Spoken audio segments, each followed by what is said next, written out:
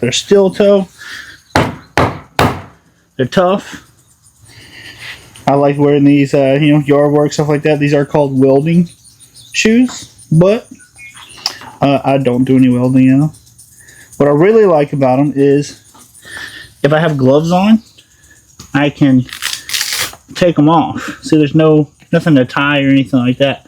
I can just put them on, take them off. If I already have my gloves on, sometimes you put your gloves on and forget that you haven't put your shoes on yet. Something like that. But yeah, I've really been liking these things. They walk just fine.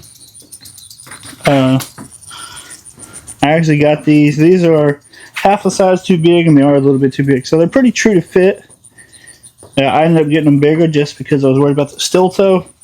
But I probably could have went, I'm 9.5, these are 10. I probably could have went ahead and got the 9.5ers.